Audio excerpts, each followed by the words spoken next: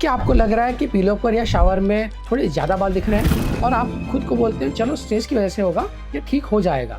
लेकिन क्या हो अगर मैं आपको बोलूं इस वक्त आपके स्काल्प पर एक साइलेंट प्रोसेस चल रहा है जो धीरे धीरे आपके हेयर फॉलिकल्स को परमानेंटली बैंड कर देगा। और एक ऐसा पॉइंट भी होता है जहां से वापस आना पॉसिबल ही नहीं होता। मैं एक हेयर ट्रांसप्लांट सर्जन हूं और आज हम समझेंगे कि आपकी स्काल्प पर माइक्रोस्कोपिक लेयर पर क्या हो रहा है और कब सिचुएशन कंट्रोल से बाहर चली जाती है। मेरे पास बहुत पेशेंट्स आते हैं जिनकी स्टोरी ऑलमोस्ट सेम होती है। उन्होंने हेयरलाइन थोड़ी चेंज होती देखी या पार्टीशन थोड़ा वाइड होने लगा, लेकिन उन्होंने इग्नोर किया, सोचा अपने आप रुक जाएगा। लेकिन पैटर्न हेयर लॉस में सबसे बड़ी गलती होती है वेट करना। तो अब समझते हैं कि एक्चुअल प्रॉब्लम है क्या। इसका मेन रीजन होता है एक हार्मोन जिसका नाम है DHT। बॉडी नेचुरली टेस्टोस्टेरोन को DHT में कन्वर्ट करती है, लेकिन अगर आप जेनेटिकली सेंसिटिव हो तो ये हार्मोन आपके हेयर फॉलिकल को डैमेज करता है। अपने हेयर फॉलिकल्स को एक हेल्थी प्लांट की तरह सोचो।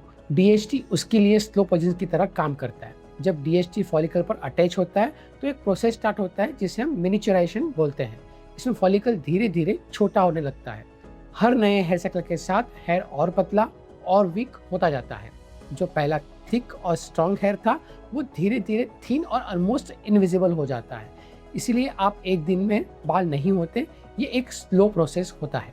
और जब आपको क्लियरली स्काल्प विजिबल लगने लगता है तब तक आप उस एरिया का ऑलमोस्ट 50% हेयर डेंसिटी लूज कर चुके होते हैं। अब सबसे इंपॉर्टेंट कंसेप्ट समझो, मिनिचुराइजेशन हमेशा नहीं चलता। एक पॉइंट आता है जब फॉलिकल्स इतना श्रिंक हो जाता है कि वो कंप्लीटली बंद हो जाता है, मतलब वो हेयर प्रोड्यूस करना ही बंद कर देता है। और ये जो लॉस्ट फॉलिकल है इसे वापस रिसीव नहीं किया जा सकता। ना कोई ऑयल, ना कोई विटामिन, ना कोई मसाज इसे वापस ला सकता है। आप इसे पहचानोगे कैसे? जब स्काल्प स्मूथ और शाइनी लगने लगता है और वहाँ फाइन हेयर्स भी ना दिखे तो समझ लो फॉलिकल्स वहाँ खत्म हो चुके हैं। और यही होता है आपका पॉइंट ऑफ नो रिटर्न। लेकिन एक गुड न्यूज़ भी है, जब फॉलिकल्स अभी अलाइव है लेकिन वीक हो चुके हैं तब आप सिचुएशन रिवर्स कर सकते हो। अगर आपको चीज़ें क्लियर हो रही है और आप अपने हेयर को बचाना चाहते हो तो सब्सक्राइब ज़रूर करें। मेरा गोल सिंपल है, आपको सही इन्फॉर्मेशन देना ताकि आप कंट्रोल ले सको। अब सवाल यह है कि इस प्रोसेस को रोक कैसे सकते हैं। सबसे इफेक्टिव ट्रीटमेंट वो होती है जो डायरेक्टली रूट कॉज पर काम करती है।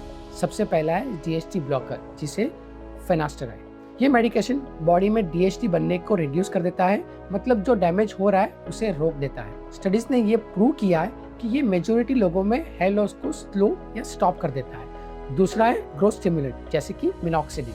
ये स्काल्प पर लगाया जाता है और ब्लड फ्लो इंक्रीज करता है, जिससे फॉलिकल्स को ऑक्सीजन और न्यूट्रिएंट ज़्यादा मिलते हैं। ये वीक फॉलिकल्स को वापस ग्रोथ फेज में लाने के लिए हेल्प करता है।